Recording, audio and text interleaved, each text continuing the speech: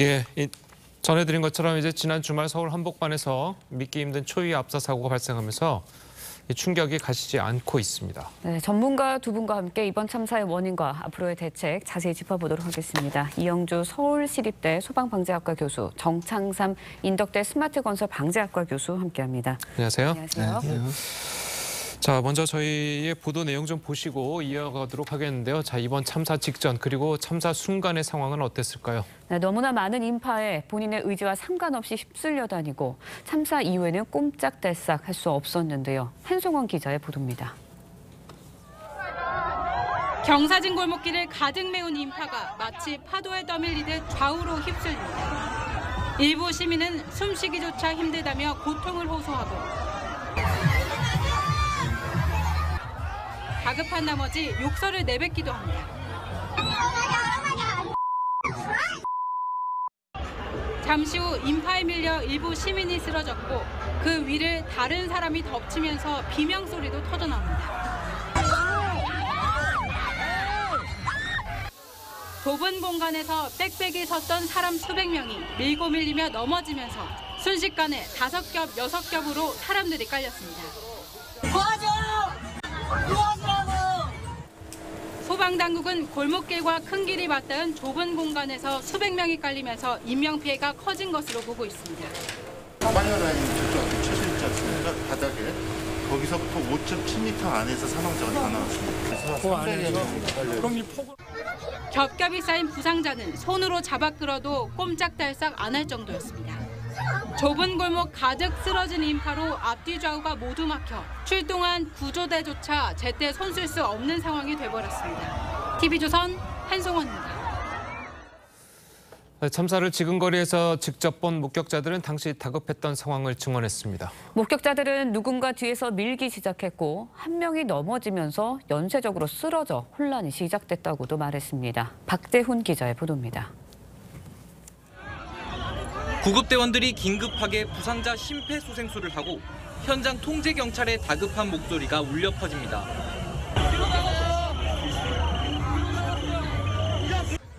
목격자들이 말하는 사고 원인은 제각각. 누군가 뒤에서 강하게 밀었다고도 하고 한 명은 사진 찍겠다, 한 명은 이렇게 해서 안 가기 시작한 거예요. 안 가다 보니까는 뒤에서는 왜 안 가냐 이렇게 밀기 시작한 거예요. 누군가 넘어지면서 연쇄적으로 균형을 잃어 혼란이 시작됐다고도 증언했습니다. 내려오는 도중에 이제 한 명이 쓰러지셔갖고 도미노처럼 와르르 무너졌었어요. 현장에 출동하고도 꽉 끼인 인파 속에서 부상자를 제대로 구조할 수 없었던 구급대원 등 의료진은 안타까움을 감추지 못했습니다. 바닥에 깔린 사람이 가장 중환자라 그 사람을 꺼내야 된다고 해서 그 사람을 꺼내려고 하면 무게로 꺼낼 수가 없고 그 뒤쪽으로 진입할 수도 없었다고. 사고를 바로 가까이서 지켜본 목격자들은 믿을 수 없다는 반응. 이런 비상식적인 일이 일어난 거에 대해서 좀 화도 나고 끔찍한 사고로 목격자들의 심리 충격까지 우려되는 가운데 정부는 현장 부상자 등을 상대로 상담과 치유 프로그램을 진행할 예정입니다. TV조선 박재훈입니다. 예, 지금까지 확인된 사망자가 154명입니다. 서울 한복판에서 압사로 이렇게 많은 인명이 희생된 건 처음입니다. 네. 자, 어떻게 이런 참사가 일어날 수 있었는지 정말 이해가 되지 않는 분들이 좀 많은 것 같은데 그 이유는 어디 있다고 보십니까? 예, 그동안에 우리가 일반적으로 겪었던 대형 참사라고 한다면 뭔가 시스템이 망가졌거나 또 우리가 감당하기 어려운 큰 어떤 문제적인 이런 것들이 발견됐기 때문에 그렇기 때문에 사실은 굉장히 좀 위험도 많이 느끼고 그랬었는데요. 그래서 이제 이번 참사 같은 경우는 사실 그 원인이라고 하는 것들이 사실 우리가 그동안에 알았던 그 충격적인 뭐 이런 것들이 아니었거든요. 그러니까요. 굉장히 또 그리고 실제로 현장에서 보면 지금 현장에 가보면 사실은 아무 일도 없었다는 듯이 그대로 그 도로라든지 이런 분들 그대로 있는 상황에서 사실은 우리가 사람에 의해서도 이렇게 많은 피해가 발생할 수 있구나라는 것들을 느끼게 되면서 상당히 좀 많은 분들이 충격으로 받아들였을 것 같아요.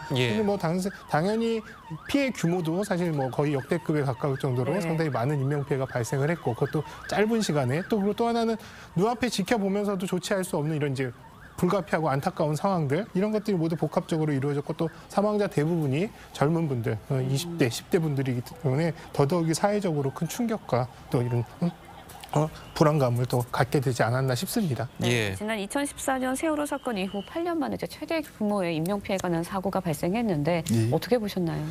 사실 피해가 컸던 일차적인 가장 큰 이유는 주최 측이 좀 불분명한 자발적인 문화 행사다 보니까 그 사람들이 집중되는 거에 비해서 우리 준비 단계가 좀 부족했던 게 가장 큰 원인이고요.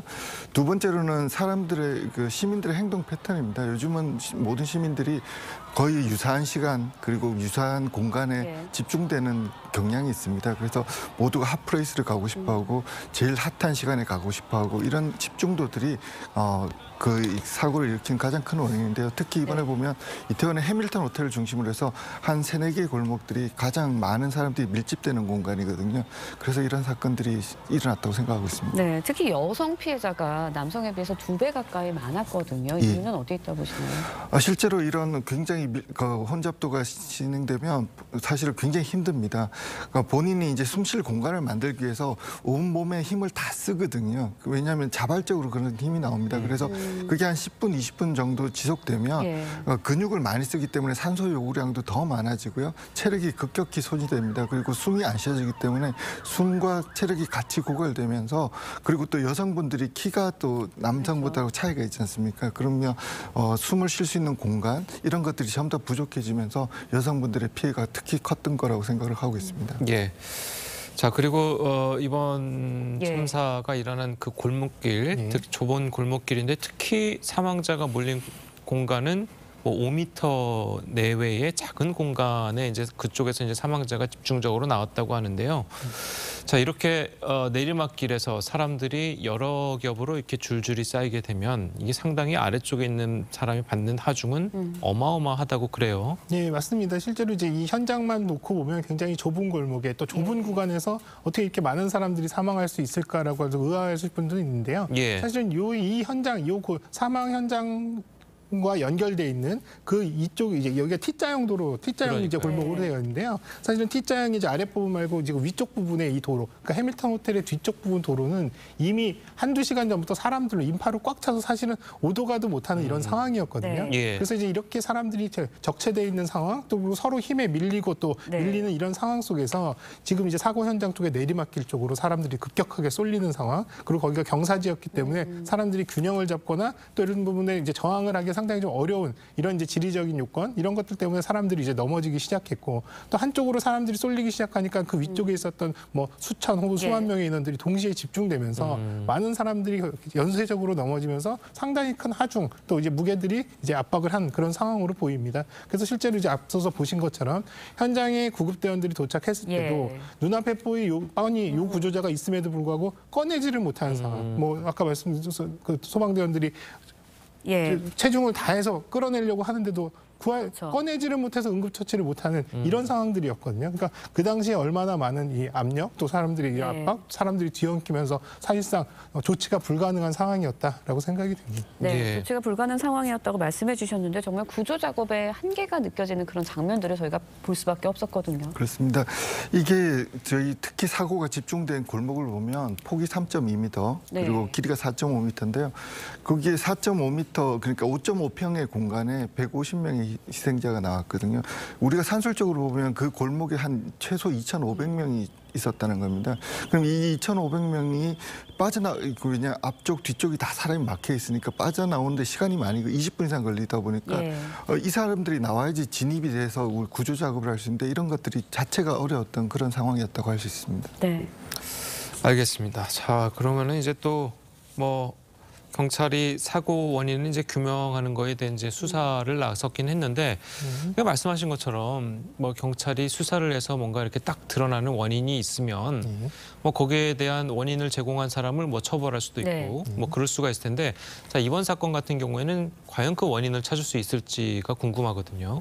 사실은 어떻게 보면 그 현장에 계셨던 모든 분들이 사실은 이런 상황과 직접 직간접적으로 다 연관이 있을 수가 있거든요. 거기서 떠밀려 계셨던 분이나 혹은 또 그 현장에 있었던 분, 뭐 여기에 또 관련돼서 여러 가지 안전에 관련된 부분을 챙기셔야 되는 분들, 이거 다 어차피 인적 요인에 관련된 상황들인데요. 그래서 이제 경찰의 수사 방향은 크게 이제 두 가지로 볼 수 있을 것 같습니다. 일단 현장에서의 사고 원인, 왜 이런 사고들이 발생했느냐라고 하는 부분들, 또 하나는 또 사고가 발생했다 하더라도 이렇게 이제 피해가 확대되는 과정, 어떤 문제점이 있었고 어떤 부분에 적극적으로 대처하지 못했기 때문에 피해가 확대됐는지에 대한 부분들을 확인하는 과정들이 있을 거고요. 네. 또 하나는 이러한 많은 인파들이 몰리는 것들을 예상됐음에도 불구하고 안전한 조치, 또 사전의 예방적 조치가 얼마나 충실하게 이루어졌느냐. 다만 이제 사전의 예방적 조치는 앞서 말씀해 주신 대로 이런 행사의 주체, 또 이런 부분들이 사실 뭐 법적으로 의무사항이냐라고 하는 부분들에서는 빠져있기 때문에 사실상 이런 부분들이 책임성 혹은 또 소홀한 부분들이 일부 확인된다 하더라도 이것이 이제 법적 처벌이나 책임까지 이어지기는 상당히 좀 어려울 수 있다라는 부분이 있습니다.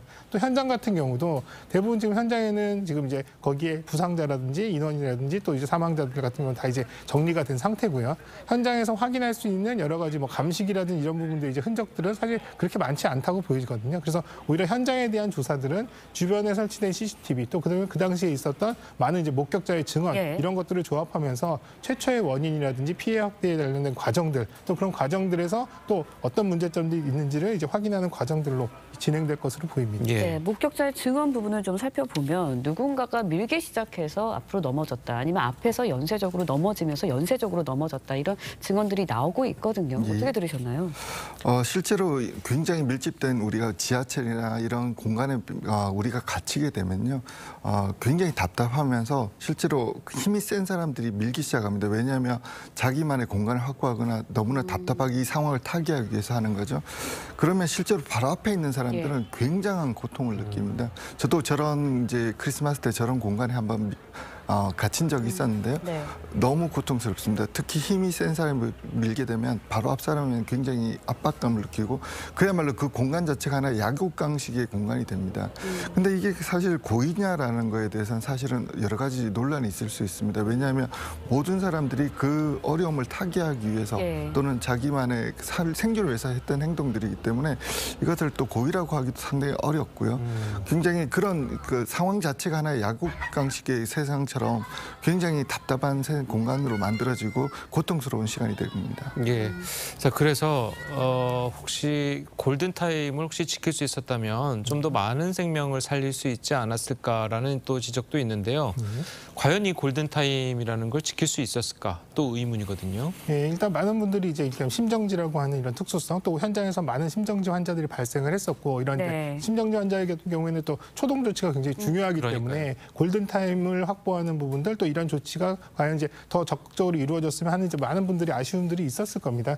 다만 이제 현장이 워낙에 뭐 물론 이제 그 사고가 난 현장뿐만 아니라 그 당시에 이 이태원 앞길 뭐 교통 상황도 그렇고 굉장히 혼란스러운 상황이었거든요. 게다가 이제 이런 상황이 발생하면서 비상 구급차들이 접근하면서 오히려 많은 인파들이 또 길로 쏟아져 나오는 상황들. 그래서 사실 여기에 구급차가 출동해서 250m 구간을 전진하는데도 거의 40분 이상 걸렸다는 그런 상황들도 확인이 되는데요. 또 막상 그렇게 어렵게 현장에 도착했음에도 불구하고 눈앞에 이 구조자가 있는데도 응급처치를 하려면 처치가 가능한 공간으로 빼내서 사실은 이제 심폐소생술도 진행을 하고 응급처치를 해야 되는데 눈앞에 보고도 조치를 못할 정도로 사람들이 서로 엉켜있고 쌓여있는 상황들 이렇다고 한다면 사실 뭐 골든타임 내에 현장에 도착했다 하더라도 사실상 기밀한 대응 또 신속한 대응이 현실적으로 어려운 그런 현장 상황이었던 건 분명하고요. 또 지금 현재 확인된 바로는 최초 신고가 10시 그날 밤 10시 15분에 최초 신고가 발생했고 신고가 들어갔는데요. 신고 이후에 1, 2분 이내에 이제 구조대들은 출동을 했습니다. 출동한 상황들에 대한 부분들은 최대한 신속성을 갖추고 출동을 했는데요. 현장 상황에서 이런 부분들이 상당 부분 많은 골든타임을 놓칠 수밖에 없는 상황이었다라는 부분들이 상당히 좀 안타까운 부분입니다. 그러니까 아까 말씀하신 게 이제 그 심정지 후 골든타임은 이제 4분이라고 말씀을 하셨잖아요. 만약에 아까 우리 이번 참사와 관련해서는 사람들이 압사를 당하기 시작하고 신고가 드러난 시점부터 이제 구조가 되기까지 한 30-40분의 시간이 흐른 걸로 보이는데 그 안에 그러면은 상당수의 희생자들이 희생됐던 걸로 봐도 될까요? 그럴 가능성도 충분히 있고요. 또 한편으로는 신고가 들어간 당시, 신고가 들어가기 이전에도 이미 그 현장 안에서는 사실은 심정지가 상태에 계신 분들도 분명히 있었을 겁니다. 그렇기 때문에 이 부분은 뭐 출동이 늦었다, 조치가 빨랐다, 늦었다 이 부분보다는 오히려 이미 그 현장 상황 속에서는 이러한 이제 위험이나 또 피해가 심화되고 있는 상황이었던 거고요. 그리고 그런 것들을 인지한 이후에 사실 현장에 도착하는 시간도 녹록치 않았다. 그래서 이런 부분들 이 많은 사람들이 있었기 때문에 사실은 이런 부분이 상당히 좀 어려운 현장 그렇지 않았나 싶습니다. 경찰이 일단은 사고 주변에 CCTV 영상을 좀 확보를 해서 원인에 대해서 수사에 나선다라고 하는데 경찰이 수사에 나설 때 어느 부분부터 중점적으로 봐야 할까요? 사실 이게 경찰 수사에서 상당히 어려운 부분 아까 말씀하신 것처럼 현장은 이미 정리가 되어 있고요. 그다음 CCTV를 봐서도 이거를 누군가를 특정하기도 어렵고요. 그다음에는 그 뭐 아까 말씀하신 것처럼 그 밀집된 공간에서 일부 SNS에 보면 뒤에서 이제 일부 남자들이 밀어라고 하는 말들이 나오고 거기서 이렇게 다른 사람 압박했다라는 부분이 나오는데요. 사실 이런 것들에 대한 고의성 여부도 사실 평가하기는 어려울 거라고 저는 생각하고 있습니다. 왜냐하면 모두가 이제 그 공간에서 생존을 위해서 우리가 했던 것들이고요. 아까 제가 말씀드린 것 좀 언어가 좀 좋지는 않지만 약육강식입니다. 그러니까 결국은 내가 살아야 되겠다라는 생각밖에는 존재하지 않는 시간이고 그다음에 또 한계치에 이르게 됩니다. 이게 처음에 우리가 한 10분 정도 온몸에 있는 근육을 쓰고 나면 체력이 소진되거든요. 그러면 이제 체력이 약하신 분들, 호흡이 약하신 분들부터 어떻게 보면은 모든 걸 내려놓게 됩니다. 어쩔 수 없이 이 흐름에 맡길 수밖에 없는데 이 압박감이 계속 와닿으면 그때부터 이제 심정지가 오기 시작하는 거거든요. 그래서 뭐 아까 말씀하신 것처럼 깔려서 이제 사고를 당하신 분들도 계시겠지만 서서 당하신 분들도 계시거든요. 그러니까 아까 말씀 그 좁은 공간에 2,000명이 오고 그다음에 힘이 제각각 방향입니다. 왜냐하면 이게 일방성 흐름이 있다 그러면 조금 덜한 편인데요. 어떤 분들은 벽 쪽으로 가고 싶은 분들이 있고요. 어떤 분들은 아래쪽, 위쪽. 지금 보면 거기서 나오는 단어들이 뒤로라는 말이 나옵니다. 그런데 뒤가 이쪽인지 저쪽인지조차 모르고 서로 상대방으로 이렇게 힘을 가하면서 이게 더 이상 진행이 안 되는 그런 상황이 됐기 때문에 피해가 좀 더 가중된 것 같습니다. 알겠습니다. 자, 그리고 희생자도 희생자지만 그 사고를 직접 목격한 분들 그리고 뭐 저도 그렇지만 어제 하루 종일 이 뉴스를 접하면서 상당히 좀 기분이 뭐라고 해야 될까요? 슬퍼진다고 해야 될까요? 뭐 이렇게 좀 다운되는 기분이 좀 안 좋아지는 그런 느낌을 받으셨던 분들이 좀 굉장히 많을 건데 자, 이분들에 대한 조치는 좀 어떻게 돼야 될까요? 네, 실제로 이제 이런 대형 사고를 겪은 상황, 또 그 현장에 계셨던 분들이나 직간접적으로 이런 부분들 피해 상황들을 접하신 분들의 우울감이라든지 또 상실감 이런 부분 상당히 또 거기에 의해서 또 이제 불안감 이런 것들이 굉장히 이제 커지게 되거든요. 그래서 이런 것들은 사실 뭐 그 현장에서 참혹한 상황을 직접 경험했던 거기에 이제 요 구조자들 혹은 또 거기에 계셨던 이제 현장의 목격자들 이런 분들도 물론 이런 심리적인 치료 여러 가지 이제 케어가 필요한 상황이고요. 또 한편으로는 또 이 현장에 출동했던 여러 가지 이제 구급대원이라든지 소방대원 또 경찰 현장에 이제 상황을 조치하기 위해서 출동했던 분들도 상당히 큰 충격을 받으신 걸로 보입니다. 제가 어저께 이제 현장에 출동했던 현장에서 이제 이런 구조 활동을 하셨던 분들을 이제 한번 소식을 들어봤는데요. 이분들 현장에 출동해서 거의 울면서 구조 작업들을 했다고 해요. 왜냐하면 너무 처참하고 본인들이 할 수 있는 일들을 너무나 무기력하다는 부분들 때문에 상당히 큰 충격을 받으셨거든요. 뭐 국민분들께서도 사실은 어제 그제 영상이나 언론들을 통해서 너무 많은 이런 참혹한 상황들을 계속 이제 간접적으로 경험을 하셨기 때문에 이 부분은 뭐 집중적인 그 대상자에 대한 케어나 치료도 필요하지만 사회적으로 뭐 추모라고 하는 부분들도 필요하지만 또 한편으로는 일상으로 돌아갈 수 있는 회복 그런 회복을 위한 또 차분한 준비 이런 것들도 사실은 겸해서 우리가 준비돼야 되지 않을까 이런 생각을 좀 해봅니다. 예, 알겠습니다. 자, 계속해서 저희 보도 내용을 좀 더 보시고 이야기를 이어가도록 해보겠습니다. 자, 이번 참사의 가장 큰 원인 좁은 내리막 골목길입니다. 경사지구 대로 쪽으로 나갈수록 길이 좁아지는 병목 구조가 사고를 키웠다는 분석입니다. 조성호 기자의 보도입니다. 참사가 발생한 곳은 이태원동 중심부인 해밀턴 호텔 바로 옆길. 폭 3.2m, 길이 40m로 뒤쪽 세계 음식거리와 대로변을 연결하는 경사진 골목입니다. 성인 5명이 나란히 서면 꽉 찰 정도로 비좁은 공간입니다. 경찰과 소방당국에 따르면 대규모 피해가 발생한 지점은 이태원역 쪽 반대 방향 높은 지역이었습니다. 대로변으로 나올수록 도로가 약간 좁아지는 이른바 병목 구조인데 내리막 경사까지 겹쳐 많은 사상자를 낸 겁니다. 경사가 급한 경우에는 평상시에는 그 사람의 힘으로 견딜 수 있지만은 매력의 힘이 가해졌을 때는 굉장히 위험한 상황입니다. 경사진 길에서 넘어질 경우 무게로 인한 압력에 가속도까지 붙어 체감 압박은 더 커질 수밖에 없다는 게 전문가의 설명입니다. 골목길 양쪽으로 해밀턴 호텔 외벽과 클럽, 상점으로 막혀 있어 위험을 인지했더라도 대피하기 힘든 구조였던 것도 원인으로 지목됐습니다. 경찰은 현장 CCTV 분석과 목격자 증언을 종합해 정확한 사고 원인 규명 작업에 나섰습니다. TV조선 조성호입니다. 예, 그리고 사실 이번 할로윈은요, 엔데믹 이후 처음이라서 이태원에 10만 명이 넘는 인파가 몰릴 것이 예상이 됐었습니다. 이번 참사를 미리 막을 수는 없었는지 경찰이나 지자체 대응이 아쉬웠다는 지적도 나옵니다. 정민진 기자의 보도입니다. 할로윈을 앞둔 이태원에 투입된 경찰력은 200여 명. 불법 촬영이나 강제추행 등 성범죄와 마약범 단속 등 현장 치안 유지를 위해서였습니다. 당시 이태원엔 10만 명이 넘는 인파가 몰릴 것으로 예상됐지만 현장 안전관리는 사실상 후순위로 밀렸던 겁니다. 과거의 신고 현황 이런 것들을 좀 감안해서 범죄라든지 생활안전 이런 차원에서 이제 대비를 했던 겁니다. 이상민 행정안전부 장관은 서울 시내에서 열린 시위 때문에 경찰 인력을 많이 배치하지 못했다면서도 특별히 우려할 정도로 많은 인파가 모였던 것은 아니다고 했습니다. 경찰이나 소방 인력이 미리 배치함으로써 해결될 수 있었던 문제는 아니었던 것으로. 할로윈 특성상 행사 주체 없이 업소별로 진행되다 보니 질서 유지 책임자가 따로 없었던 것도 사태를 키웠다는 지적입니다. 많은 인원을 배치해서 그 인력을 분산할 수 있도록 해줘야 되는데 그렇지 못했고요. 서울시와 용산구청 등 지자체 역시 행사 주최자가 없다는 이유로 한방향 통행 등 사전 안전관리에 부실했다는 비판도 제기됐습니다.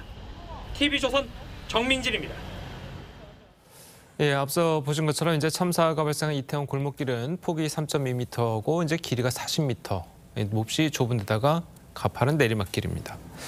자, 좁고 가파른 길. 아까도 뭐 많이 설명을 해주셨습니다만, 자, 이게 가장 큰 원인이다. 이렇게 봐도 되겠습니까? 예, 뭐 물론 이제 원인적인 측면으로 본다면 상당히 많은 가장 큰 뭐 이게 결정적이다라고 보기는 어렵겠습니다만 여러 가지 영향 요인 중에 상당 부분 중요한 결정적인 요인 중에 하나다라고 볼 수 있을 것 같습니다. 예. 왜냐하면 이제 경사로로 된 길 같은 경우는 사실 사람들이 평지에서 걷는 것보다는 훨씬 더 바닥 상황이라든지 이런 것들이 좀 불안정하기 때문에 위험한 상황들이 발생할 수 있거든요. 그렇기 때문에 이렇게 사람들이 인파가 몰리는 상황에서 경사로에 진입했을 경우에 제대로 서 있지 못하는 상황 혹은 또 무게중심이 쏠리면서 넘어질 가능성도 상당히 높거든요. 또 한편으로는 경사로에서 만약에 주변의 압박으로부터 본인이 버티고자 하더라도 사실은 균형을 잡거나 이러기는 상당히 또 어렵기 때문에 평지였던 환경보다는 훨씬 좀 열악한 환경이었다. 그래서 이런 부분 또 그 구간에서 이제 넘어짐이 발생했다면 사실 우리가 평지에서 넘어진 것과 경사로에서 넘어졌을 때 일어나거나 이런 것들은 사실 상당히 좀 다르거든요. 그래서 오히려 훨씬 빠르게 대응하기는 어려운 상황이었고 또 연쇄적으로 넘어질 수 있는 이런 구조들 이런 것들이 실제적으로 피해를 키우는데도 기여를 했을 것이다라고 이제 예상은 하고 있습니다. 네, 경사로도 경사로지만 골목의 구조를 보면 한쪽은 호텔 벽이었고요, 한쪽은 상점이었거든요. 그러니까 위아래로 아니면은 옆으로 나갈 수 있는 방향은 없었습니다. 그래서 더 압력이 더 가중된 게 아닌가라는 생각도 들거든요. 그렇습니다. 이번 이제 구조를 보면 좌우는 막혀 있고요. 그다음 상하에서는 압력이 계속 가해지고 특히 위에서 경사로가 있기 때문에 위에서는 좀 더 많은 하중이 가해지는 그런 구조를 지니고 있죠. 저희들이 보면은 실제로 이런 상황이 되면 흐름이 있는 경우 이런 골목길이 있다 흐름이 예를 들어서 모든 사람들이 아래쪽으로 내려간다고 생각하면 이 정도 흐름이면 중간에 체력이 약하거나 아니면 키가 작은 사람은 발이 닿지 않습니다. 그냥 끼어서 그냥 진행을 하게 되는 정도까지 가거든요. 그래서 이게 굉장히 사람마다 체력, 호흡량, 그다음에 이런 것들이 다 틀리기 때문에 약한 순서부터 이제 피해가 나고요. 그다음에 우리가 흔히 볼 때는 벽 쪽으로 가면 좀 안전할 것 같다고 벽 쪽으로 이동을 하라고 많은 어떤 분들은 얘기하지만 10cm 앞도 전진하지 못합니다. 그리고 어떤 내용들을 보면 가슴을 보호하라는 말씀도 나오지만 손을 들 수가 없습니다. 아무것도 할 수 없는 무기력한 상황으로 가고 체력이 소진돼 가는 그런 과정이거든요. 그래서 이게 굉장히 어려운 상황이고 그다음에 또 혹시 가방이라든가 어떤 물체가 있다 그러면 특정 부위를 압박하는데 그 압박의 강도가 굉장히 세면서 이제 장기 파열로까지 이룰 수 있거든요. 그래서 굉장히 어려웠던 상황이라고 보고 있습니다. 알겠습니다. 자, 뭐 참사 당일에 이제 또 이태원에 배치된 경찰 인력이 한 200여 명이었다고 합니다. 자, 그리고 미리 예상됐던 이태원에 몰릴 것으로 예상됐던 인파는 10만 명 정도라고 하고요. 자, 경찰의 인력 배치, 그래서 뭐 이런 사고가 일어날 것까지는 뭐 예상은 못했겠지만 미리 좀 인력 배치를 좀 많이 했으면 좀 예방이 좀 되지 않았을까라는 좀 안타까움도 있는 것도 사실이거든요. 네, 그건 분명히 맞습니다. 사실은 뭐 여기에 지금 현재 계획으로는 이 당시에 경찰 배치가 한 200여 명으로 이렇게 이제 계획을 했고 또 실제 현장에 배치된 경찰 인원은 한 130여 명 정도 이렇게 직접 배치가 된 것으로 이렇게 확인이 됩니다. 근데 이제 여기서 중요한 건 뭐 사람이 얼마나 많이 숫자 양적으로 얼마나 많은 배치를 하느냐 뭐 이거는 분명히 뭐 중요할 수도 있겠습니다만 또 이 관할 경찰서의 인력이라고 하는 것들은 무한히 충원해서 여기에 투입할 수 있는 현실적인 여건들도 있기 때문에 뭐 이 부분이 사람이 많이 투입됐다 적게 투입됐다 이 부분에 대한 부분들은 사실 조금 이제 잘 들여다봐야 될 필요는 있을 것 같고요. 다만 이제 투입된 경찰들이 어떤 역할을 했느냐 이게 굉장히 좀 중요할 것으로 보이거든요. 사실 물론 경찰이 범죄를 예방하고 또 범죄를 적발하는 이런 부분들도 있지만 또 한편으로는 치안 유지라든지 질서 유지에 대한 부분들은 굉장히 중요한데요. 이렇게 많은 인파가 몰리는 상황 이런 몰리는 상황에서 과연 어떤 것들이 더 중요했느냐, 그래서 어떤 쪽에 좀 더 많이 대비를 했느냐라고 하는 부분들은 조금 더 우리가 들여다볼 필요는 있습니다. 현장에 범죄에 투입된 경찰관들이 대부분 이제 최근에 많이 이슈가 되는 이제 마약 범죄라든지 혹은 또 이런 여러 사람들이 이제 밀집되는 상황에서의 뭐 성추행이라든지 이런 여러 가지 이런 범죄 혐의의 이제 이 예방이나 적발 중심으로 이제 배치가 됐다라는 이제 얘기들을 했었는데요. 한편으로는 그러면 이 많은 사람들이 질서를 유지해서 오히려 위험한 상황들, 안전을 확보하는 데에는 어느 정도 이제 이런 부분들이 고려가 됐느냐라고 하는 부분들은 약간 좀 이제 상대적으로 좀 작게 이렇게 이제 대비가 된 것으로 보여서 이런 부분들은 조금 더 이제 안타까움도 있지만 또 이런 부분들이 향후에 뭐 안타까움으로 끝나야 되는 게 아니라 향후에 그럼 이런 대규모 행사에서도 과연 그럼 어떤 것들을 더 중요하게 우리가 관리를 해야 되고 또 이런 부분들을 통제를 해야 되는지에 대한 부분들을 다시 한번 좀 정립하는 그런 기회로 삼아야 되지 않을까 싶습니다. 네, 이렇게 인파가 많이 몰리는 축제 현장에서 행안부에서 마련한 안전관리 매뉴얼이 있다고 들었습니다. 하지만 이번 축제 같은 경우에는 헬로윈 축제의 특성상 자율적으로 사람들이 모이게 된 거거든요. 그렇다 보니까 주최자가 없고 그러다 보니까 여기 이 지침을 따라야 할 지체가 없어진 건데 그렇다고 해도 용산구와 서울시는 10만 명이 모일 거라는 걸 예측을 했었거든요. 그렇다면 최소한의 장치, 공공거리에서의 장치는 좀 있었으면 좋았지 않았을까 이런 아쉬움은 남게 되는 것 같아요. 그렇습니다. 이게 보면은 분명히 이제 공식적인 법적인 근거는 없다. 하지만 이제 주최자가 있는 경우는 아까 말씀하신 것처럼 행사 주최 매뉴얼이 있습니다. 그래서 일방통행을 만들고 하는 이런 매뉴얼대로 움직였으면 되는데 여기서 보면 10만 명 정도 예상돼서 사전에 이제 소방이나 경찰청에서 상황 판단 회의를 한번 한 것 같습니다. 근데 이제 우리가 재난에 대해서 우리가 현장 상황을 좀 더 인지하기는 어렵고 그 상황을 좀 더 여러 가지를 고려하기는 쉽지는 않습니다. 그래서 보면은 소방의 보고서라든가 경찰의 보고서들이 자기들이 보면 이번 사건과는 조금 맞지 않은 이제 방향으로 이제 상황 판단을 해왔던 것 같습니다. 이런 경우는 우리가 또 같이 고민해봐야 되는 것은 현장 사건을 가장 잘 아는 분들은 주변에 있는 상가분들이나 거주민들이시거든요. 그런 분들이 서로 의견을 내고 그 다음에 경찰들하고 좀 협업을 통해서 왜냐하면 이게 저희가 하인리 법칙처럼 시그널들이 좀 있었거든요. 그러니까 그 전날도 굉장히 그 사고가 날 만큼 밀집이 많이 됐다고 하는 시그널들이 나왔거든요. 그렇다 그러면 그 단계에서 미리 좀 진행 요원들을 배치하고 아까 경찰 인력도 말씀하셨지만 경찰 인력의 숫자보다 중요한 거는 그 사람들에게 주어지는 미션과 훈련입니다. 그래서 이런 것들을 흐름을 좀 만들어주는 과정들이 좀 미숙했다. 그리고 만일 이런 상황판 1차적으로 이제 용산구에서 조금 관여를 했었어야 되고요.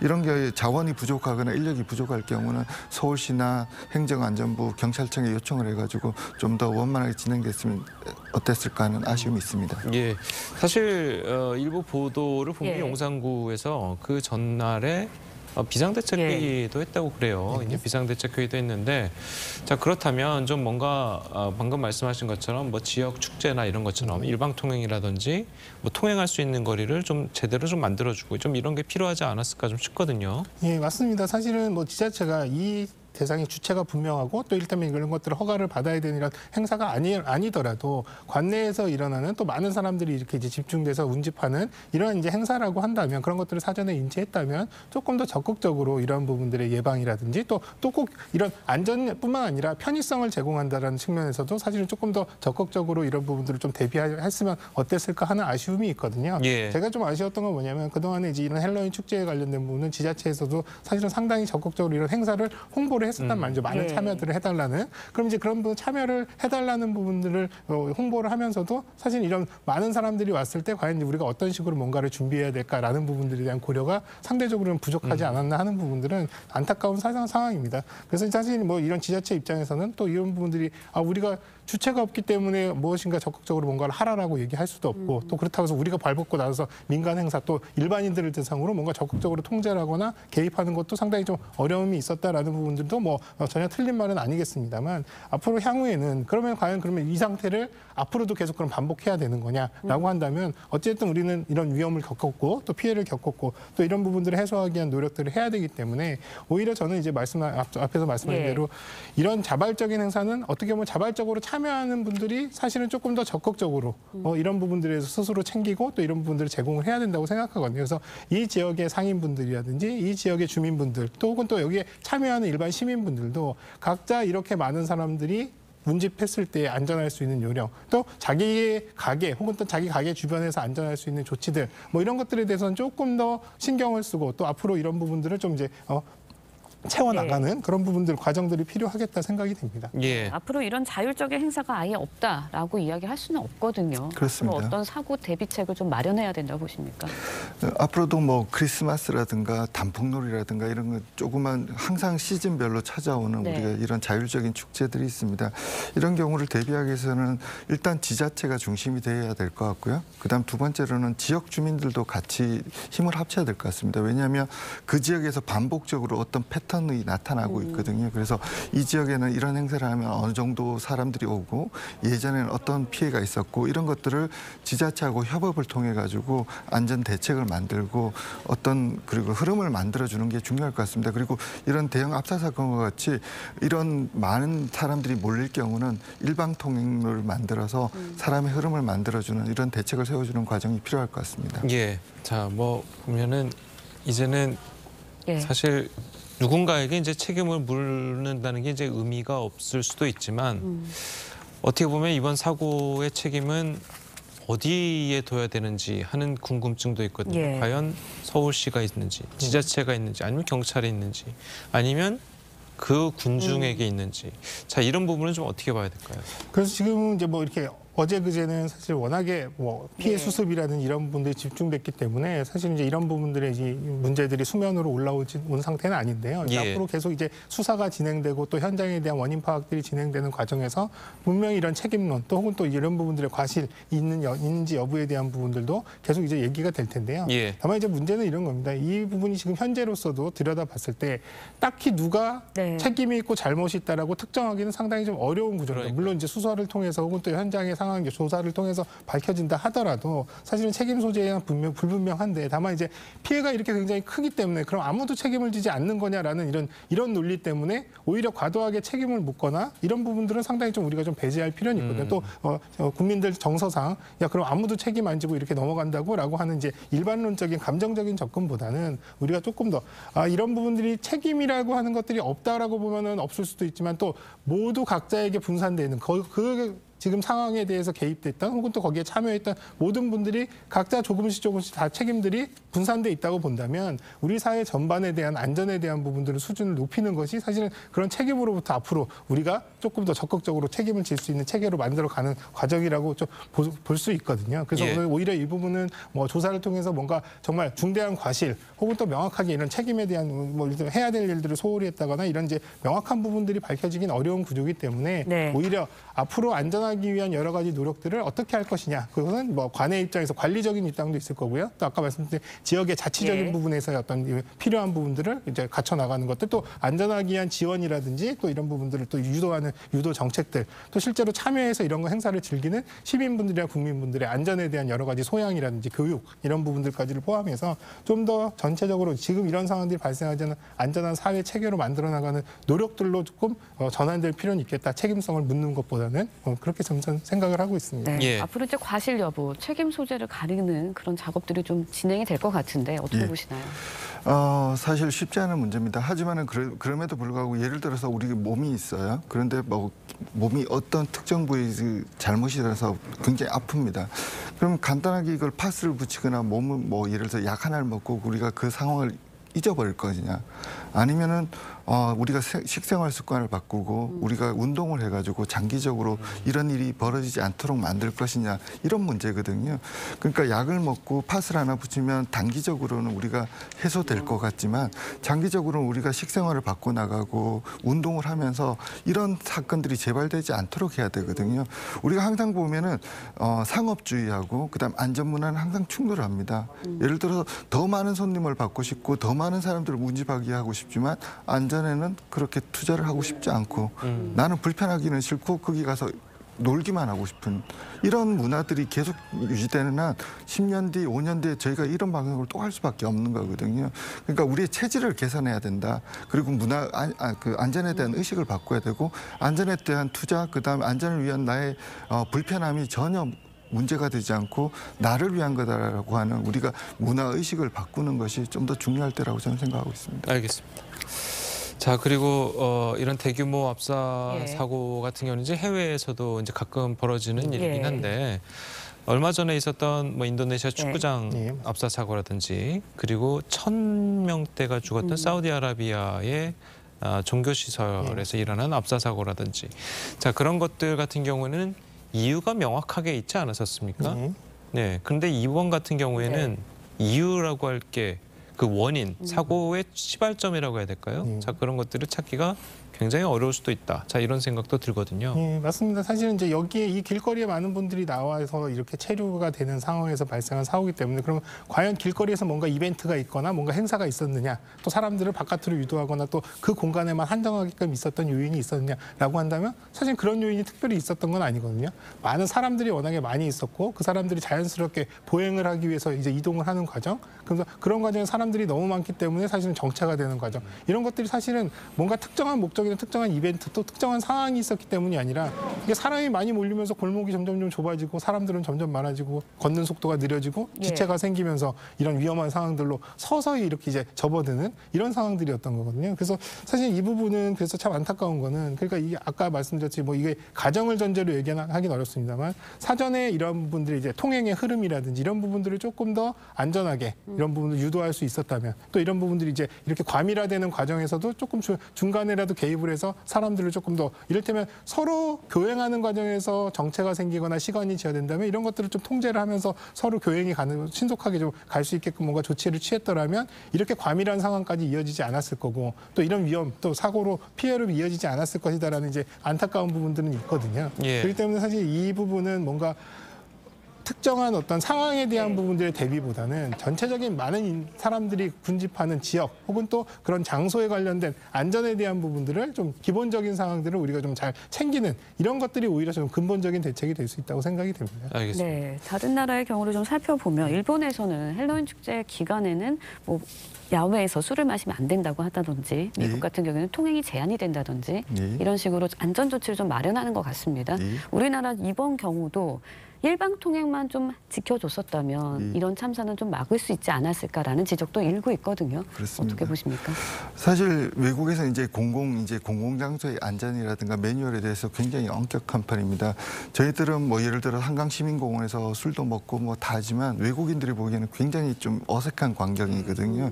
그러니까 그런 공공장소에서의 질서 문화들에 대해서 굉장히 엄격하게 법 적용이 되고 있는 부분이 있습니다. 저희들도 이제 앞으로는 이제 공공의 안전과 생명을 위해서는 어느 정도 오늘 특히 할로윈이라든가 예. 크리스마스와 같은 행사에서는 어느 정도 시민 여러분들이 조금 불편하시더라도 우리가 규제로 느껴질 수 있는 그런 사항들을 적용해야 될 것 같고요. 그리고 또 아까 말씀드린 것처럼 문화가 좀 정착돼야 될 것 같아요. 그래서 다른 사람을 배려하는 문화, 그다음에 내 행동이 안전을 해칠 수 있다라는 그런 것들을 자제하는 문화, 이런 것들이 좀 정착되는 계기가 됐으면 좋겠습니다. 예, 알겠습니다. 자, 오늘 두 분 말씀 여기까지 듣겠습니다. 잘 들었습니다. 고맙습니다. 고맙습니다.